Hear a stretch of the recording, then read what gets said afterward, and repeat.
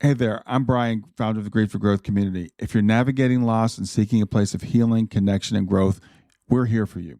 Join us to explore life, death, and everything in between.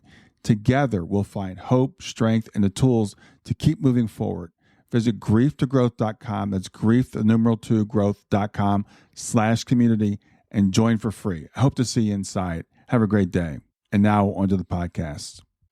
Close your eyes and imagine. What if the things in life that cause us the greatest pain, the things that bring us grief, are challenges? Challenges designed to help us grow, to ultimately become what we were always meant to be. We feel like we've been buried, but what if, like a seed, we've been planted? And having been planted, we grow to become a mighty tree.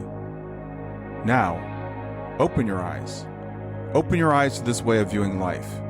Come with me as we explore your true, infinite, eternal nature.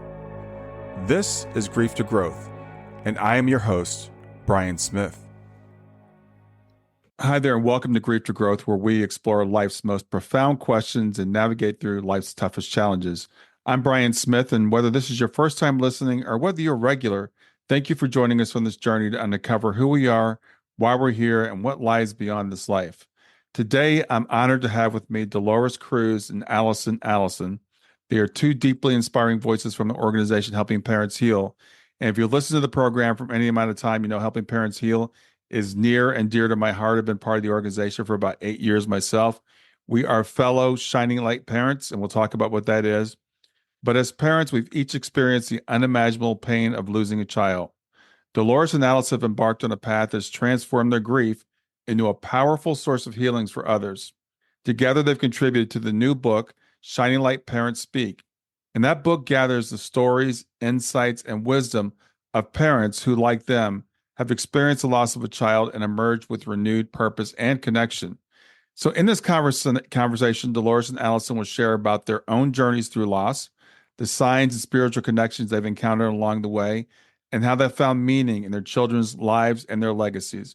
We'll also dive into some of the central messages from Shining Light Parents Speak. We'll explore how its stories offer hope and guidance, not only to grieving parents, but to anyone seeking peace and resilience in the face of loss. So stay with us as we explore these stories of love, resilience, and transformation. And if you'd like to join the conversation afterwards, remember you can connect with our community at grieftogrowth.com/community.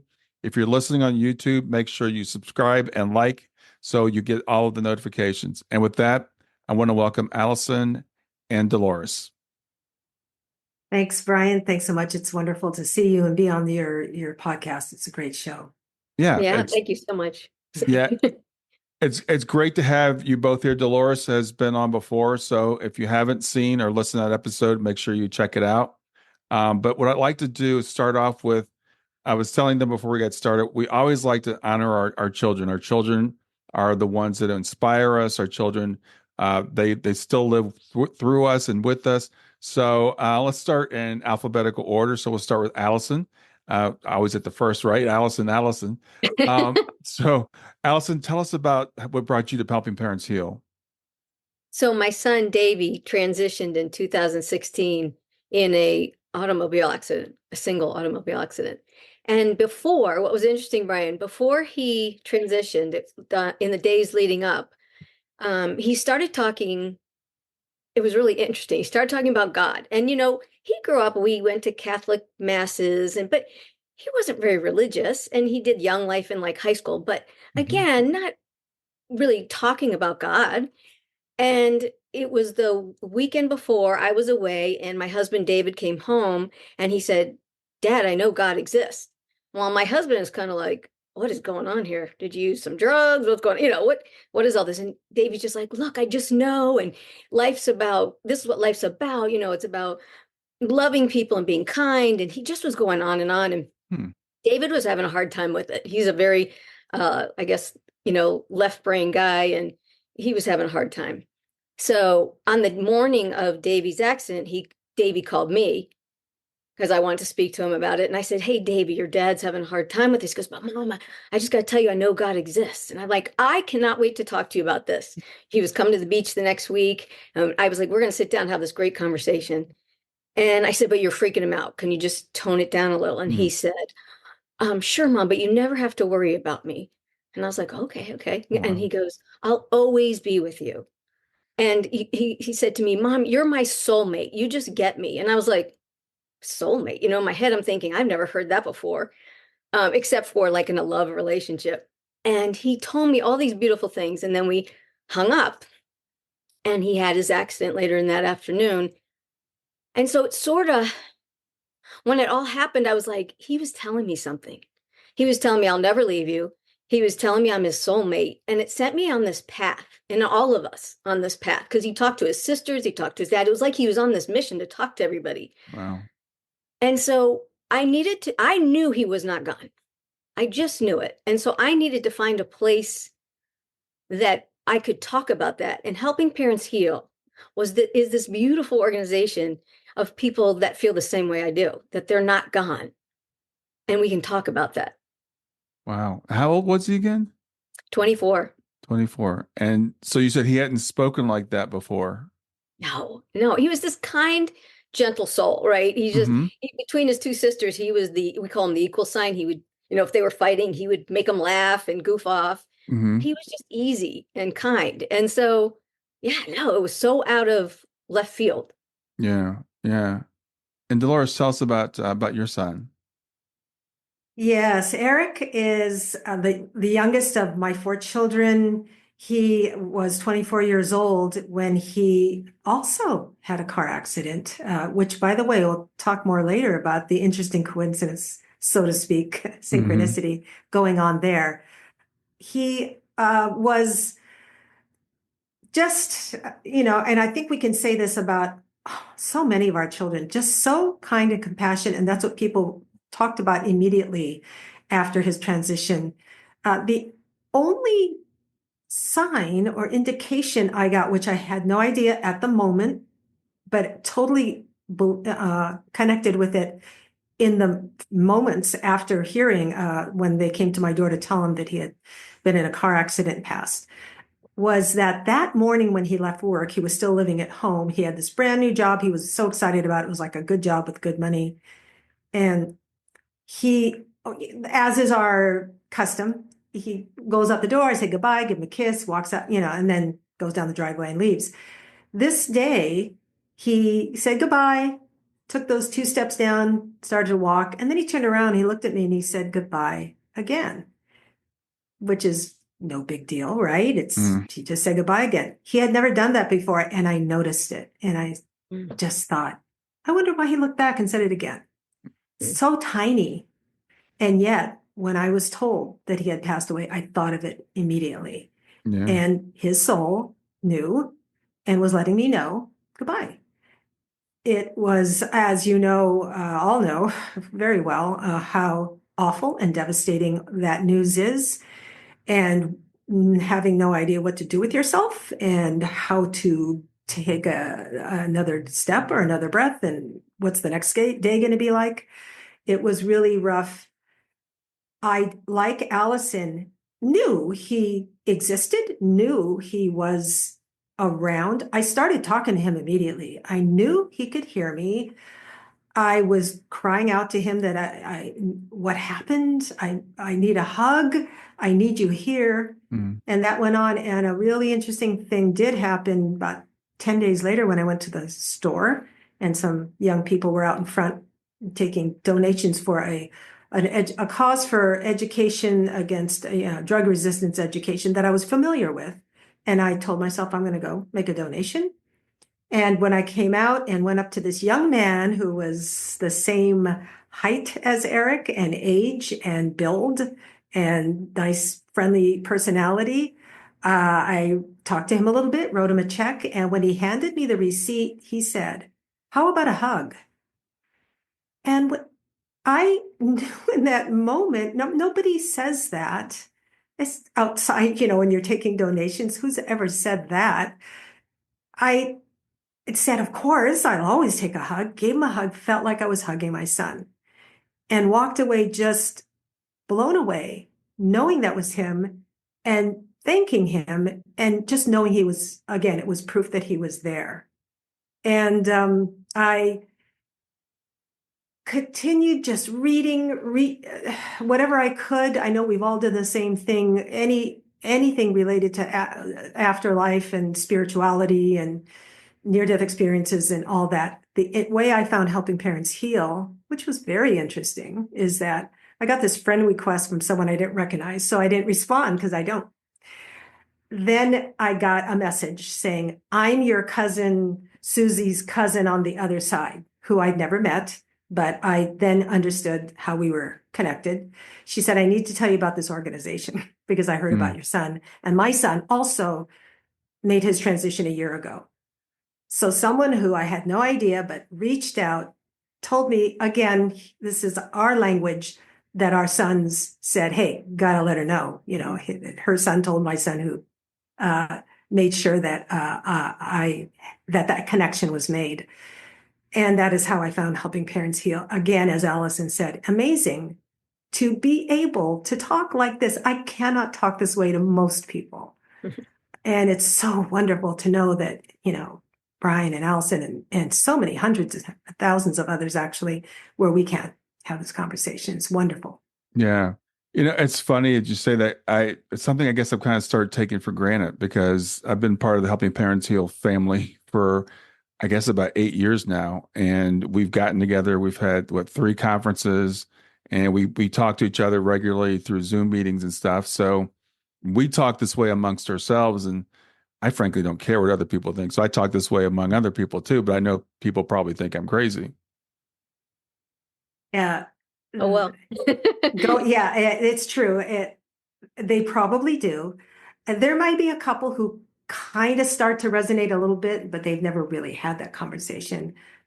It's nice. It's good. I think it's important for us to start having that conversation and let people become more comfortable with it, more aware of it. Yeah, Brian, I would say one of the things, I didn't want to stop talking about Davey. I told everybody I could. When I got a sign, I would tell everybody. And I just, after a while, they would call me and go, hey, I got a sign too. I saw this. I think it's Davey. And they shared and they felt better, especially his friends. It was like a way for them to heal too. It wasn't so sad. They were like, oh, I saw this rainbow and I know it was him. Or they could join in with it. And my daughters, we made a WhatsApp and we put all what we see, you know, I found this, I saw this, and we share it with each other. Mm-hmm. Yeah, it's great because like after I came back from or started, working with people and helping parents heal and stuff, and probably after the conference, not before the first conference, but I talked to my friends about signs and things like that. And then I found out that like most of them had signs, but these are people I'd known for literally over 20 years and nobody ever brought it up. Has that been your experience? I see you guys both nodding your heads. Yeah. Yep. Yeah, it's true that some people, those people will probably let you know, oh, really, that happened to you. You know, actually this happened to me too. And that is a really wonderful conversation to be able to have. Yeah. So more people have had these experiences than maybe want to admit it or talk about it. And you know what's great? We know our kids are here. We know our loved ones are not gone. We've learned this through our experience, which was a horrible experience to go through. But I also think that's the gift in it. Because I see some people and they're living this life, and I called it the treadmill of life. You know, you're just, oh, I go to school and then I get a job and then I have a family and we got thrown off that treadmill, and we had to find out there's more to life than that. And I'm so glad I've learned that there's more to life. Yeah, well, that's the silver lining that we talk about helping parents heal, which I know for people that may be early on in their grief, we don't want to hear about that. But for us who've been walking this road for a while, we do realize that there's some growth that comes from it. I always hesitate to say positive or negative or whatever, but there's something that transforms within us that changes everything about the way that we live our lives. So you both indicate you had like little signs, well, Allison's maybe a little bit bigger, but Dolores, you had that little sign, just that turn and saying goodbye the second time. And with me, I didn't even know about it though, because Shane passed on June 24th, so Mother's Day. So probably 6 weeks before, she was with her sister and some cousins at my brother's house. and they were outside playing. Shayna was 15 and Kayla was 18. And Shayna just out of the blue said, when I die, I want to be cremated and have my ashes buried under a tree. Now, I didn't know this. And so, fast forward 6 weeks later, she passes away, and we're deciding what to do with her body. And my wife and I said, we think we want to have her body cremated, but we need to run this by Kayla and see what she thinks. And Kayla goes, yeah, that's what she wanted. And we said, well, what do you mean? And she tells us a story. And we're like, well, were you talking about this? She goes, no, Shayna just said it out of the blue. Wow. So these are and as you guys are both telling your stories, I'm getting goosebumps again. Mm-hmm. I'm getting goosebumps because we do get these, life is not as cut and dried or black and white as we think it is. There's this magical stuff going on underneath the surface if we take a look at it. Mm-hmm. Oh, absolutely. It is there. There are people who just only want to see, as we all know, just this, what's right here in front of us, what we can taste and touch and see and feel, all of that. But we all have that extra sense, that sixth sense, if you want to call it that goes beyond. Some people are open to it. Some people are allow it in. Others don't. Or if it does come in, they'll just discount it and say that was strange, that was weird, what was that, and not think about it again. But yeah, it is there. And what we've learning to do in this organization, Helping Parents Heal, is notice, to see, and trust that is our child, any other loved ones maybe that have passed as well. And it's all around in so many ways. Yeah.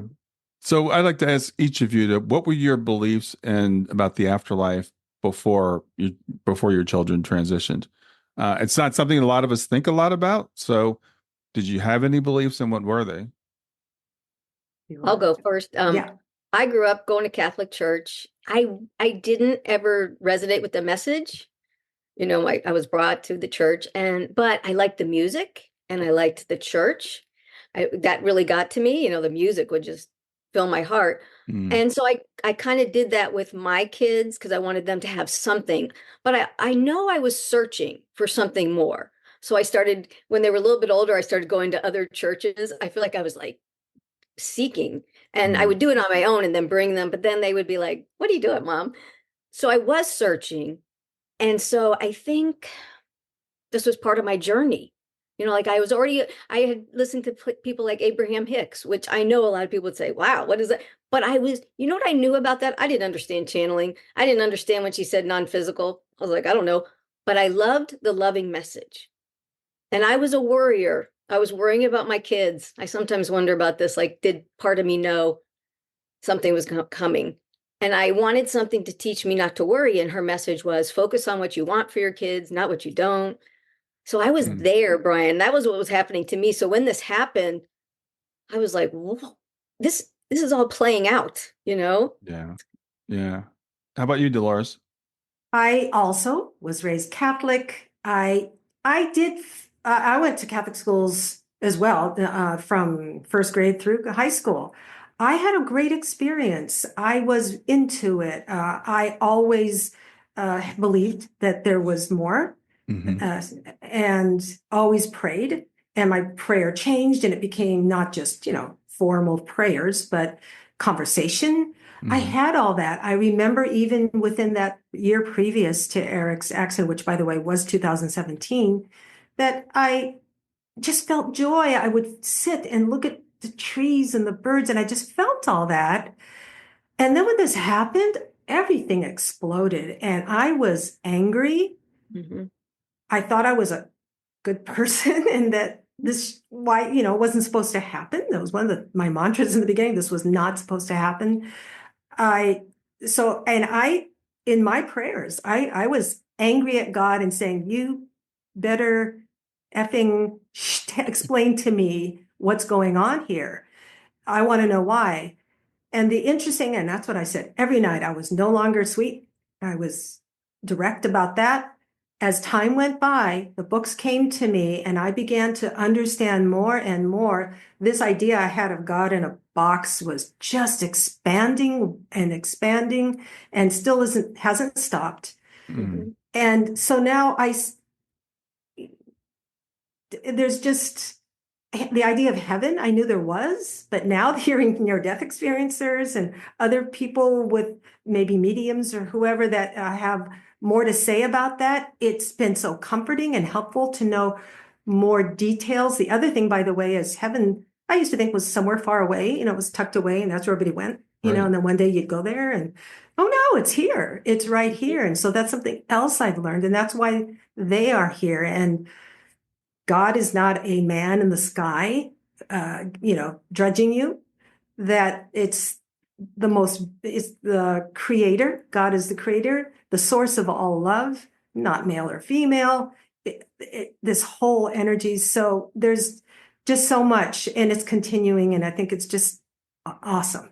I'm glad to know what I know now. Mm-hmm. Yeah, you said something, I think, a couple of things I think I can really resonate with, this idea of God as being a man in the sky, which I think a lot of people, I'm going to say outgrow, right, at some point. And then they say, well, there's no creator, there's no intelligence. It's just it's all random, because they see what they were taught in Sunday school and it doesn't really make a lot of sense. And even if you believe, as we were taught, that there's a heaven, it's a long way away, right? It's out of touch, it's out of sight, it's out of reach, and we'll get there one day. But did either one of you? Well, you said, Dolores, you immediately started communicating with Eric. How about you, Allison? Oh yeah, immediately. And it was interesting. I was, and I didn't, but I didn't trust it right away, right? I was like, I know I'm doing this and I'm hearing him. I'm like, I'm still your mom. I'm still your mom. In my head, I'm here. You're still my mom. Yeah, you're still my mom, But it was an Abraham Hicks. I put in Abraham Hicks, loss of child, like day 3. And she says, I can make you feel better right now. And I'm like, and she said, your child's not gone. And I know, I knew it. I was like, I know, that's what I feel. And so then it was just, I had to learn about the afterlife. I had to know where he was. I feel like I got my PhD and still getting it in the afterlife. Yeah. And I've had amazing experiences where you can't explain what happened, except that I'm connected to him. Yeah. Well, let's talk about some of the signs you guys have gotten from your kids. Give me one or two of your favorites. Stay with us. We'll be right back. Hey there, I'm testing out a new feature. I'd love to get your feedback on it. It's called Fan Mail, and you can send me a message right from the show notes of the podcast. So look for the link that says send me a text. You can ask a question for a future podcast. You can suggest a guest or just give me any feedback you want. Just remember, it is one way. I can't text you back, and I will not have your name, your email address, or your phone number unless you include it in the message. Let me know what you think.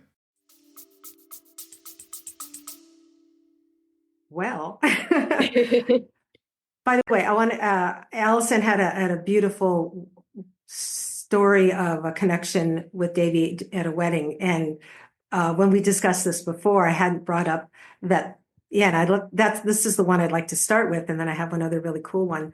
But also at a wedding, first time you go, this was about 1.5 years. My daughter was in a friend's wedding, and there I am thinking, oh, how am I going to get through this, knowing I will never go to my son's wedding.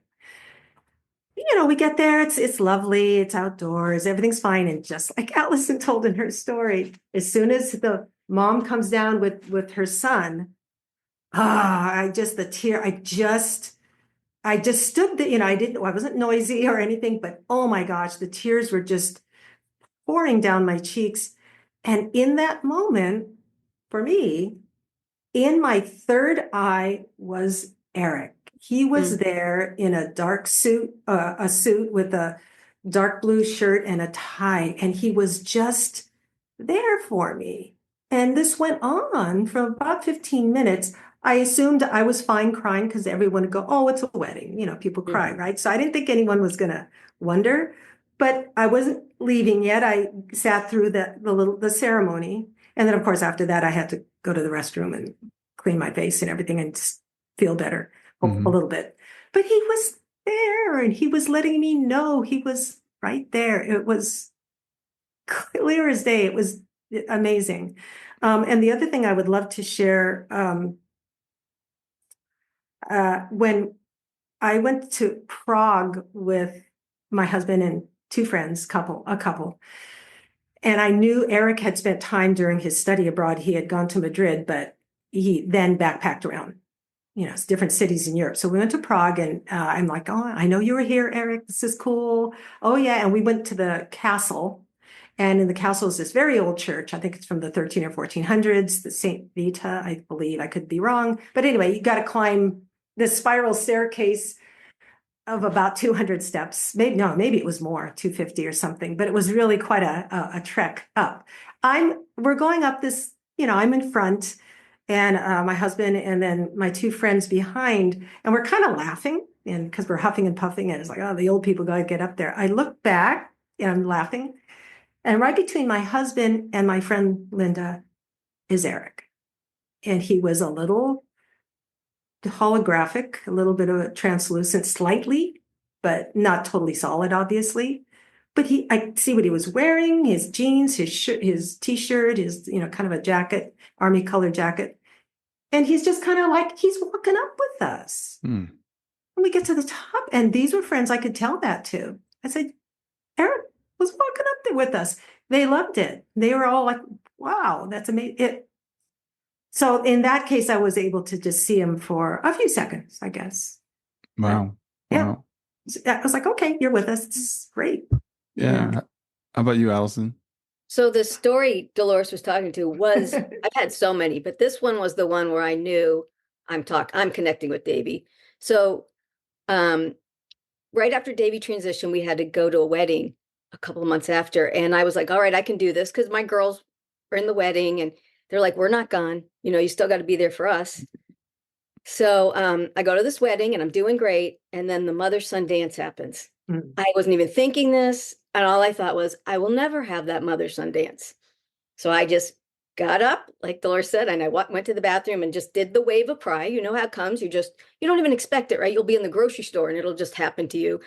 But it happened. And then the weddings after that, my family would put like a baby in my arms during that time or do something, right? Well, my nephew, who was Davey's counterpart, my sister's son, they were best buddies, was getting married. And I went into meditation a couple of weeks before the wedding. And because I do that with Davey, I will sit in meditation and I'll talk to him. And I said, I don't want to be sad at this wedding. I wanted that dance with you. And he's like, Mom, I want you to close your eyes. I don't want you to picture us dancing. So I picture that. But then he did something and he showed me. I'm at the wedding, Billy's wedding with my sister, and Billy and my sister are dancing. And my sister stops halfway through and comes and gets me and brings me on the dance floor dancing with Billy. And then it turns into Davey and I dancing. And I'm like, okay, I got my dance. That was beautiful. Yeah. I'm feeling good. I get to the wedding, and at the time's coming where my sister's going to dance with Billy, and my mom comes and gets me, and she's kind of holding me, and they're out there dancing. And halfway through, my sister comes and gets me and brings me out to Billy. And I'm like, what? This is actually happening? And I'm dancing with Billy, and I transform and I'm dancing with Davey. Mm. And my mind is exploding because I'm like, I saw this. He told me this would happen. How is this happening? So the next day I say to my sister, you're not going to believe this, but I knew this was going to happen ahead of time. Davey told me. And she goes, you're not going to believe this. But I was out on a walk, and Davey came to me and said, you have to do this. Mm. And Billy called me and said, Mom, I got this message from Davey. We have to do this. And they were the only two that knew. And they were afraid to do it because they said that they might look like they're grandstanding or doing something that would upset my family. And they were like, we just knew we had to do it. Mm. So I knew in that moment, okay, I'm communicating with him. Wow. Wow. And anyone can do this, Brian. This is what I say. I don't feel like I have any special gifts. I never have. And I think that was maybe one of my challenges I feel now in this lifetime, is to not have these instant gifts, but have to trust in what I think. So I get quiet. I picture him coming and sitting, talking to me. And my body, you know what, Brian? My body doesn't know the difference that he's not sitting right there. and not physically with me. My body calms down. It gets, it feels so good. And so I got used to that because I do that all the time. I talk to him on walks. I talk to him when I'm driving. I've learned, and my mantra I said every day was, I want to feel you so spiritually. I don't miss you so badly physically. And that's what I've done. Wow. My body now just is used to him being around. Yeah. And anybody can do that. Anybody can.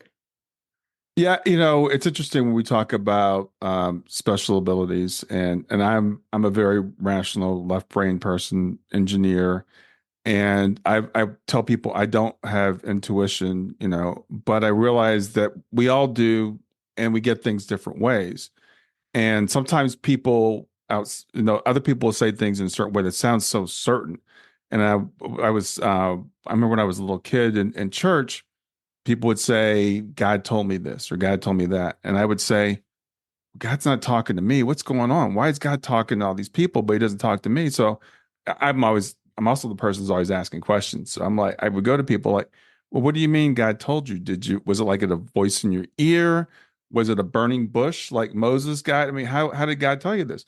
Oh, no, it's just kind of it's like a knowing. It's a thing that, it's the internal voice, whatever. I'm like, oh, well, I got that.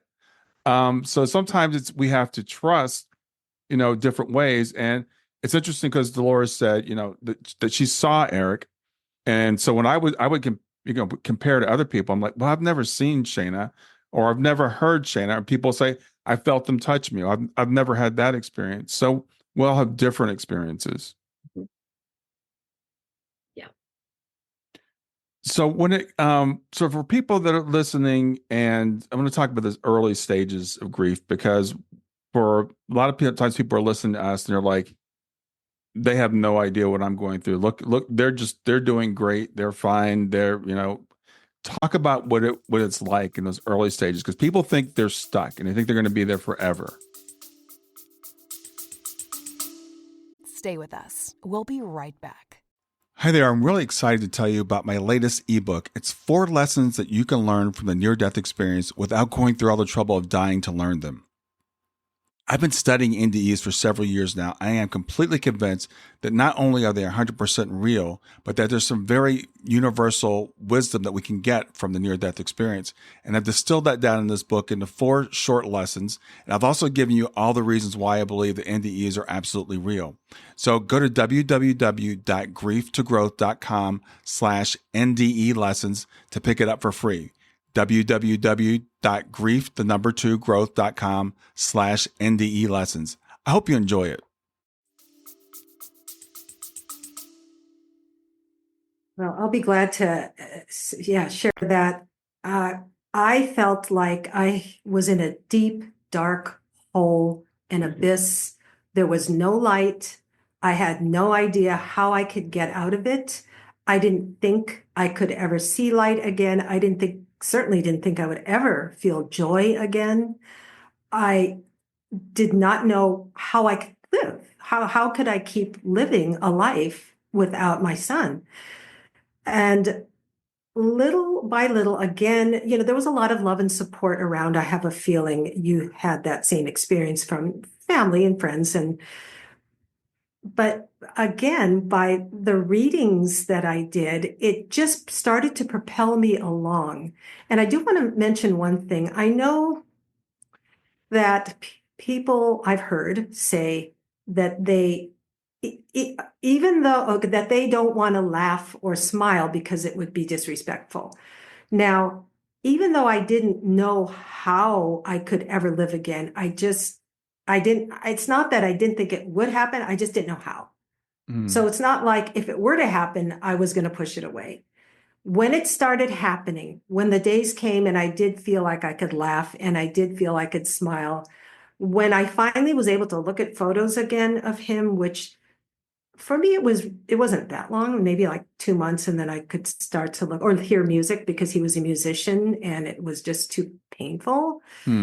I let it in. I didn't want to not. And I knew that was what he wanted. And I just allowed the light in, and little by little. And then the day came where I said, you know what? I think I can feel joy again. couldn't believe that was possible, but it was something that I allowed. Yeah. Yeah. I was in that dark hole too, Dolores. I think we all probably felt like it was just black. And Mhm. you're like, how am I going to get out of this?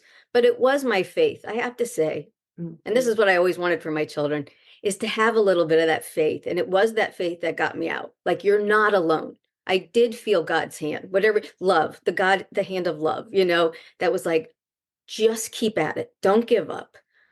And I knew I had to take care of myself. I knew maybe I can't handle this mentally right now, but I got to walk. I got to keep walking. I got to keep eating. And so I kind of did that on autopilot.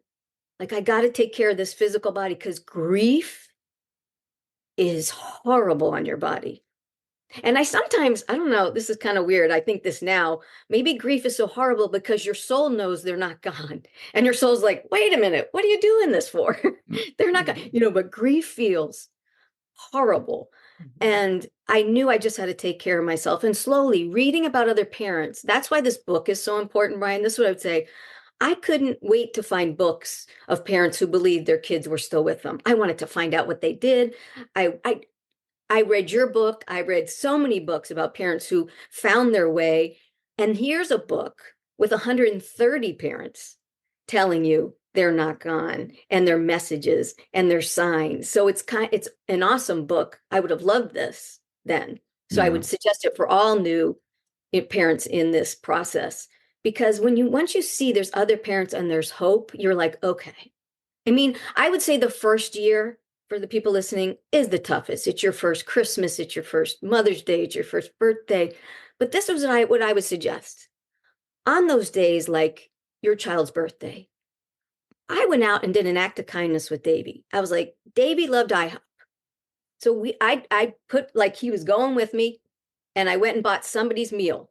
I didn't, I went to the front and I said, look, can I talk to your manager? Here's money. Please buy somebody's meal. And then I left and I looked and I was like, Davey, that felt good. That felt good. So I try and do like acts of kindness, like I'm doing it with him. Like, do something that'll make you feel like you're connected to your child, uplifting with your child. And that helps. Yeah. We asked people, this was the other thing we did. We asked people not to send flowers, not to bring food, but do acts of kindness and post them on Facebook. And every day I woke up and I read the most beautiful messages from people doing acts of kindness in Davey's name. And it even, for 2 years, this little 8th grade class, this teacher took her 8th grade class and did acts of kindness with them for Davey. Oh, wow. And these little kids wrote me beautiful letters, and they told me what they did. And I was blown away, and it lifted my soul. So every day I felt like Davey was still there. And I slowly came out, it was like I could see the light. I think everybody should do this. I think doing acts of kindness instead of flowers is so much better. Yeah, it's interesting. I don't think I've ever heard that before, but I do love that idea. Yeah, and I think it's really important, and I appreciate you guys being frank about sharing that, because a lot of times we try to put on a brave face, and people don't see what's happening when we're home alone, and they don't, of course, know the thoughts in our heads, and that feeling of like, I don't want to be here anymore. I think is very, very common for parents, especially of young children, and 24 is relatively young. It's like you want to be with your kid. You want to know they're okay. And I think I always say, for mothers especially, because they're part of your body, but for fathers too, because as a father, especially when you have daughters, it's your job to protect them. And so when you're not there to protect them, you're like, okay, I got to get there. I got to be where they are. So it's important for people to understand that feeling is really normal, because people think they're going crazy. They think maybe they've become suicidal. Is different, because suicidal is when you're actually making plans to do this. I don't know. For me, it was never planned. It was just like, Right. I don't want to be here. I don't care. I don't care anymore. So I think it's important to put that out there for people to understand what you're going through, what you're feeling is normal. And that first I year did is feel tough. that.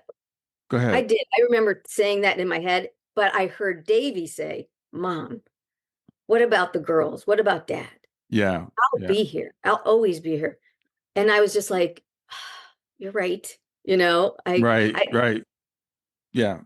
That is a real good point. Dolores, how about you? Because for me, I had the first thing I had to do was live for my wife and my other daughter. I didn't care about me, but it's like, okay, I guess I have to stay here because they're going to be very upset if I go. Yeah. Same here with what you're saying.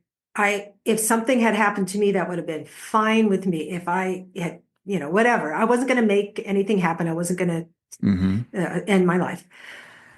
But I did know that they wouldn't want that to happen. So I knew that intellectually, even though for many months I still said, well, yeah, but if something happens to me, that's fine. Yeah. But now I want to stay. I want to be here. I want to be with my 3 surviving children and my husband. I now have a granddaughter. I do want to be here. And what helps is I have this other relationship now with Eric, something that my therapist had brought up early on. I had an awesome grief therapist for about 1.5 years. And she had told me in the beginning, well, you will develop a new relationship with Eric. And at the beginning, I didn't know what she was talking about.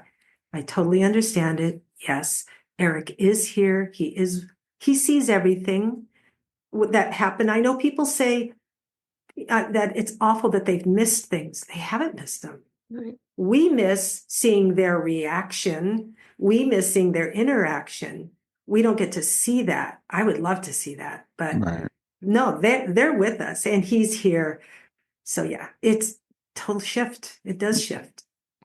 And I would And- say, Brian, oh, sorry. No, go ahead, please. One of the things Davey had said to me was, you're my soulmate. So that was something too. I was like, what did he mean by that?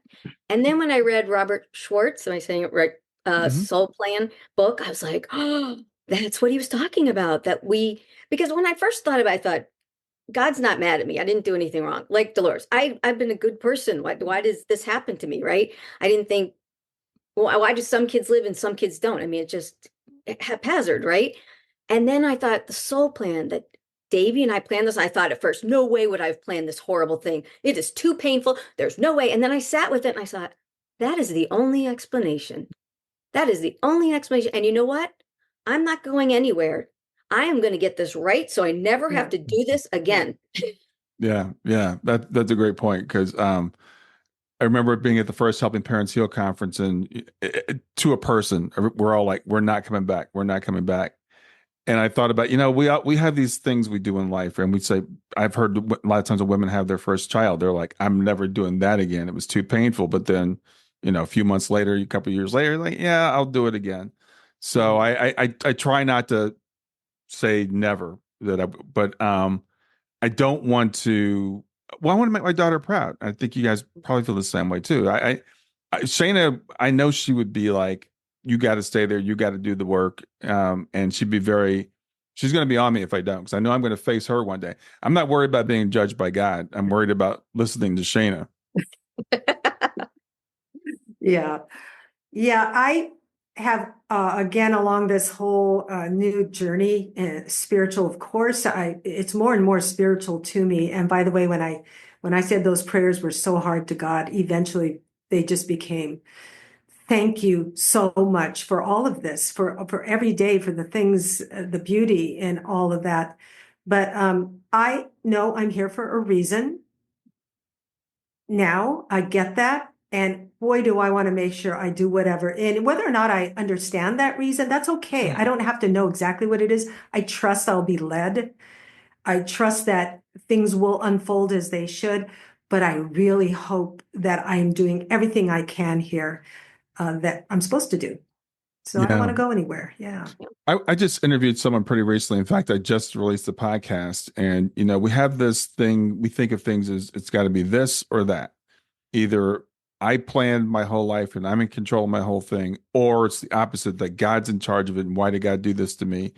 And I love the way she described it. She said it's like a dance. You have a partner, and we make these unspoken covenants with what we call God, and we say, okay, as long as I'm a good person, as long as I do this and this, and then you're going to protect me and my family. And then when something happens, then we feel like either God broke his promise or we must not have kept our end. But, we were never promised that. That was a one-way contract. Right. I no longer believe it's God's fault. Yeah. God made this happen, or didn't listen to my prayers. I know that's how we grew up that way, but that all had to shift. And it's, and I, like I said before, I don't understand all of it. And I come to a place where that's okay, that I don't understand all of it, but I know it's all ultimately good and as it should be. And I know that's a tough one sometimes to bring up. But then knowing Yeah. that they're not gone, I feel like helps. Because if you said to me, Davey's gone, you can never talk to him again, that's too painful. And so those parents that aren't talking to their child, I want to say to them, just fake it if you have to in the beginning, because your body will feel so much better. It's like, and then you start connecting with them and you're like, is that real? I know you guys I think you're caring listeners, right? So I'm on with people all the time and they'll be like, I just never hear them. I just don't understand it. And I'll go, well, what would your child say right now about what you're saying? And they go, oh, they're like, Mom, you hear me. And I go, you just connected. You just gave me their personality. You just did it. And they're like, really? I'm like, yeah. Yeah. Yeah. Well, have either one of you ever taken any mediumship training? I admit I have not. Okay. No. Yeah, I did just a little bit. And I've always said I'm not intuitive. And then what would happen is they'd say, make a connection. And I would just make something up. And sometimes it was wrong, but a couple of times it was like, it was right. And it was weird stuff. So what you were saying, Allison, is, when you think you're hearing your child's voice, trust it. It may not sound like their voice. It's going to be like the little voice inside your head, but their personality. And that's what I get from Shannon. So I think that's a really good piece of advice to people. And like you said, sometimes we fake it till we make it. And then look for those synchronicities, those signs that back it up.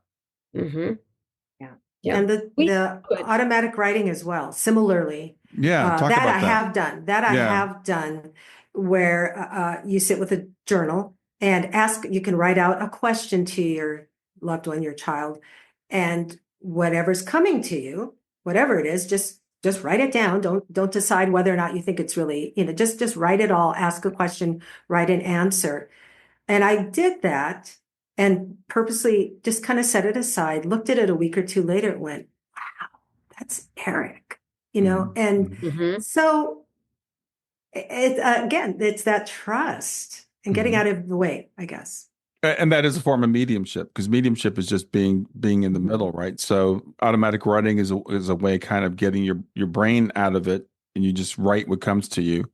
So it's just a way of, I think what we have to do to make that connection is to turn off that left brain that's analyzing everything in whatever way is possible. So for some people, it might be meditation. It could be automatic writing, using a pendulum. People use different things, whatever works for you to make that connection. But it comes down to the thing that we're all talking about in common, is that they're still here. You have to start with at least the belief that they might still be here. Yep. And not see them with your eyes, feel them with your heart. Yeah. Right. And one of the parents in the book said, it's not a relationship anymore. It's a soul ship. And I thought, oh, that's kind of cool. It's a new language that you have to learn. Yeah. So let's talk about the book. We've talked about it a little bit. It's how many stories? How many parents? 130. Wow. Okay. And so they're sharing their transformations, signs. What are they sharing in the book? Well, it all started with Mark Pitstick had done these YouTube interviews through Helping Parents Heal. He had 4 to 6 parents per hour-long session with the help of Lynn Holohan, and asked the same 6 questions to each person. And at some point, he tells the story beautifully, but Allison's son, Davey, came to him and told, or right in the middle of one of the interviews, and told him that you need to make this into a book. So that's just a very, I don't know if Allison wants to tell more about that, but so the questions were in regards to, of course, talking about their child, how they found helping parents heal, but also if they've had any connections with their child, and if what they've learned in this whole journey so far. And the hardest question, Mark would say, is, do you believe there was maybe a purpose or a timing behind this that they were able to answer? So that's what are those questions turned into chapters of the book with all the various responses from the parents. And so, Allison, do you want to add anything to that? I just think it was I know we got to really read through it and transcribe it and everything.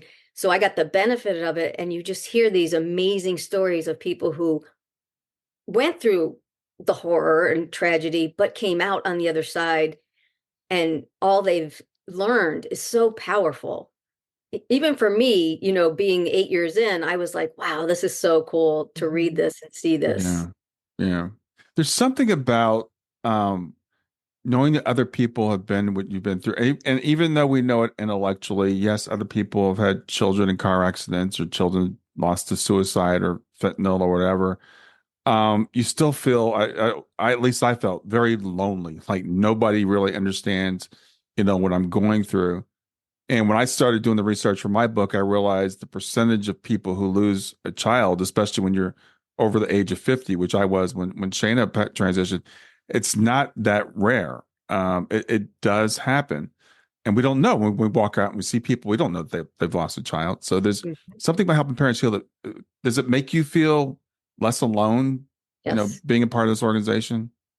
Yes. Absolutely. It really can blow you away when you see, let's say, for example, on the Facebook group, all the postings made by parents, or just going to the conference and all those people on all the children, all the badges with the beautiful photos of their children and all the stories about their children.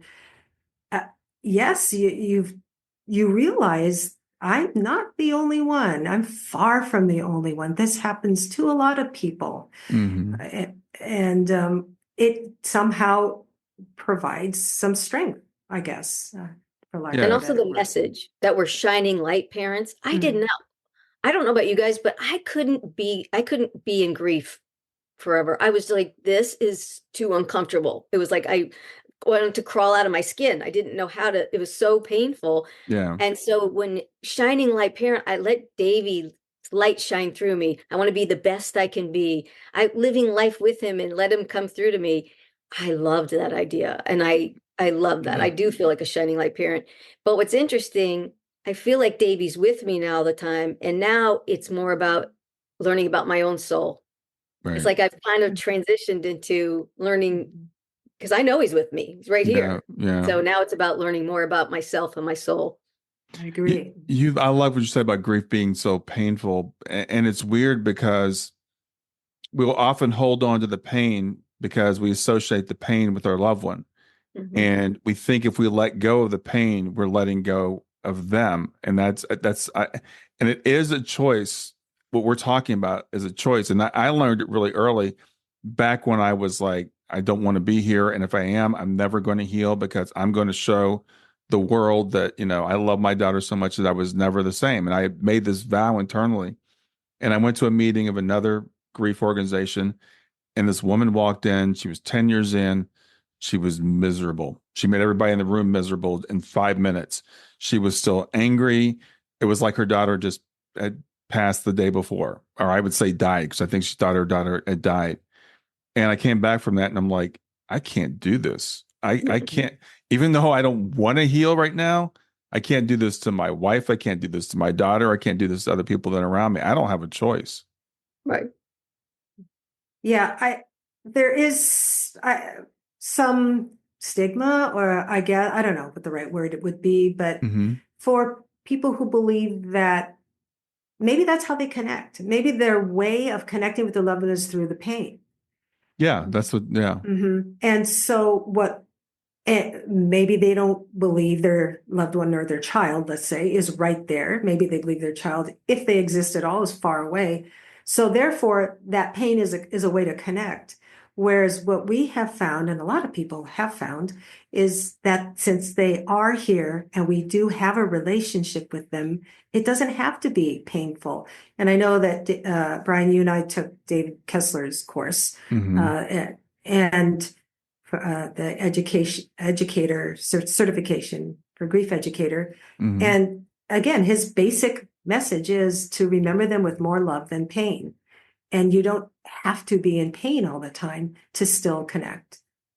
Yeah. And, it's funny. I was talking to someone earlier because David's course is non religious, Right. Non-spiritual. Yeah. And I was talking to someone earlier and I said, when I work with people, I can work with you if you're not spiritual, but it's going to be a lot harder. Because, I don't know if you believe your loved one is gone. I mean, you can. I mean, you can heal. I mean, you can, but it's going to be a lot harder. Yeah. And people, they ask about helping parents heal because we're non-dogmatic. First of all, we're not faith-based. We're not spiritually based. But I've said, if you come into the organization, we will not force you to believe anything. We don't have any dogma we're going to preach, but you're probably going to start believing it after a while because it's just, you're going to be surrounded by it. Yeah. And I get that people are your first year, you're gonna have those waves. That's what I call them. Like you're like, okay, I can breathe, I'm walking, and then something hits you. You see something and you're just, and I think you just got to go through the waves. And then over the years, the waves get less. And as you connect with your child, you feel them more. And so then it changes.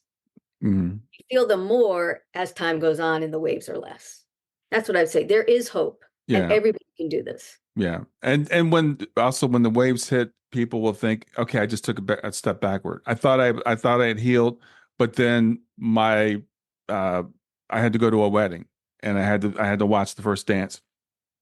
I remember with Shayna, because she was 15 when her friends started graduating from high school, and they were inviting us to the high school graduations. And then when they started graduating from college, and all those milestones, even though they might be 2-3 years later, at those big events, that's when you really miss them. When my nephews got married, because she was really, really close with her cousins, and so those events will bring those things back. So the waves may have turned into ripples for a while, but they can still hit you every once in a while, even a little bit later on. Oh yeah, they will. And some people are a little bit offended by the word healed, right? I don't know if you've heard that. I've heard that brought up more recently. And what I always say is healing will go on for the rest of our lives here on Earth. So we're going to continue, it will evolve and it will shift.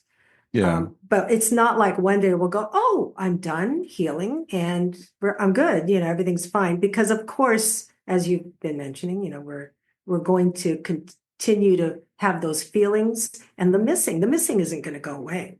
Yeah. I typically don't use the word healed. It's so common in the vernacular today. So sometimes it does come out.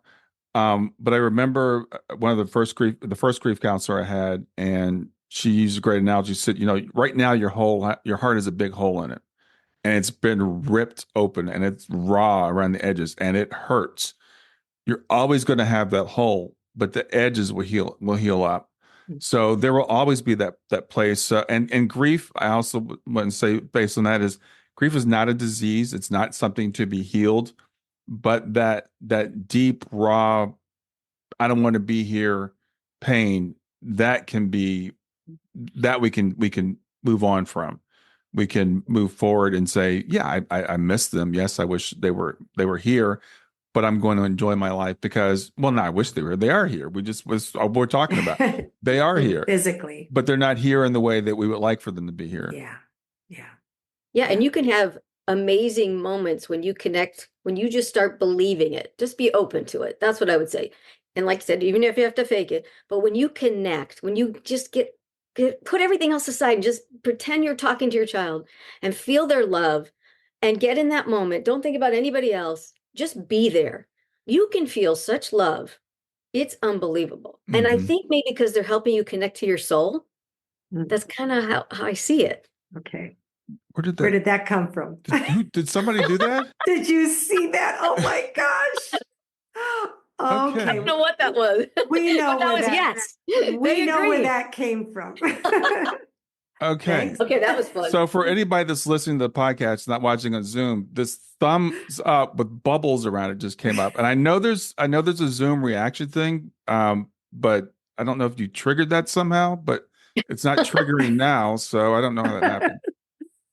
Oh my goodness. That was cool. That Yeah. was very And what I cool. love about reading about other people's signs is signs come in all different ways. Yeah. And you have to be open to them. You know, like the sign you said about the dance at the wedding, because if you don't pay attention, it's the timing of the way things happen sometimes other than the thing that happened. So just, your nephew coming and your sister saying to have the dance, that's not necessarily that big of a deal. But the fact that you knew that it was coming makes it a big deal. And I don't think I've ever forget this one because I was like listening to a podcast one morning and this woman said, my daughter sends me a sign that when I'm out somewhere, a stranger will walk up and say, I knew your daughter. And I thought, that's not a sign. Someone walking up and saying, I knew your daughter, they knew your daughter and they saw you. And they're just saying that. That's not a sign. So I go on my walk that morning. I walk the same route. I've been walking the same route for years. And I'm walking past this house I walk by every single day. And this woman walks down the driveway and she's got a really long driveway, like, I don't know, 30 yards or something. She walks up to me as I'm walking past her mailbox. I take out my earbuds and I'm like, yes. She goes, I just wanted to let you know I see you walking every day. And my daughter knew your daughter. They were in Girl Scouts together. And I'm like, okay, I guess that's a sign. Someone's telling you Exactly. it's a sign. Yeah. Oh, I have a quick one. Yeah, So please. this will kind of explain. So my youngest daughter was having a birthday, and I was struggling what to get her because the year before she had turned 21 a week after Davey's transition. So it was not a good birthday. Oh, So it's wow, her next yeah. birthday. And I'm like, Davey, what do I get her? And he's like, remember we used to get, this is what I'm not hearing a voice, you guys. It's like in my mind, Mhm. I'm hearing it, right? Mhm. And he said, remember Dad and I used to get Tiffany, we would go to Tiffany's for you girls and get you a little something. Go get this infinity necklace. This is what I'm thinking. Okay, I'm going to go do that. So I go do that. I get it for her. And the morning I give it to her on her birthday. And I read Suzanne Geisman's message daily. I love her message every day. Mhm. And the message that day was an infinity sign and explaining what the infinity sign means. And I Yeah. went, Yeah. oh, and I wrote Suzanne, I said, thank you for being my sign today.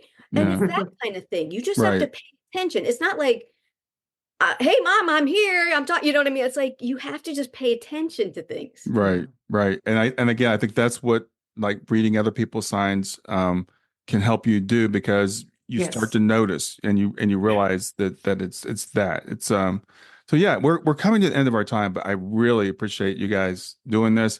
What you do with helping parents heal, being caring listeners we've talked about, because people, so just so you know, you don't have to be, we're not really a membership organization, but if you want to reach out to somebody, we have people that are called caring listeners. You can call up and talk to like Dolores and like Allison. So appreciate you doing that. Anything you want to share about the book, Helping Parents Heal, or yourselves before we sign off for the evening? I would love to bring up the amazing synchronicity that started this whole thing off was that it was interesting. The first time I and Allison and Nancy, Hannah, and Anne-Marie Taplin got together on Zoom as we're just beginning this process, this long 6-month or more process of gathering everything. And we talked about our children. It turns out now Nancy does have 2 sons in spirit, but of her one son, Joey, I believe, and the 3 of us, all of the boys were in their 20s and passed by way of a auto accident of some sort or a motor vehicle type accident. And we thought, really? The 4 of us, it just so happens that they're all boys and they all was related to a road type accident, which felt very much like, okay, this is a sign that hello, and they're all saying hello. Yes, you are supposed to be doing this. And it felt very validating that we were there together. Yeah. So, just there's, for anyone, again, as we've already mentioned, that is starting this journey, or even if you've been on it for a couple of years, there's just so much validation of not only how difficult this has been and what you've gone through, but that your child is here. The signs, of course, like you said, Brian, there's just so many different kinds, and they're all mentioned in the book. There's just one after another. And to really be able to take a look at what have we learned from this, is what have we gotten out of this? Because believe it or not, we have. There are things, good things that actually people don't want to admit that, but there are good things that have come from this. And it's beautiful to look at that. Yeah. It's hard to say those words sometimes, even now. But I know. I hesitate. Yeah. Yeah. Allison, any last words? Just reiterating that you're not alone, because right now I know it feels very lonely on this journey, but you're not. There's many people here and many people across the veil that are there for you. Yeah, absolutely. Well, again, thank you so much for being here, and you guys enjoy the rest of your evenings. And thank you, Brian, for all you do, your book, your podcast. Oh. You helped me. Oh, yes, Brian. Thank you for all of it. It's so good. I do listen all the time. You have these so many amazing speakers and guests. So thank you so much, Brian. Awesome. All right. Talk to you guys later.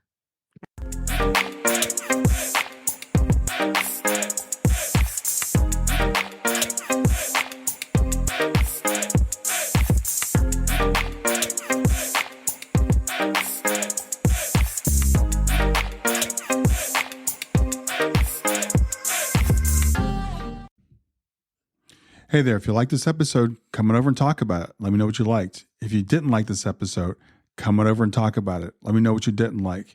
Go to grieftogrowth.com/community and look for Talk About the Podcast. I'll see you there.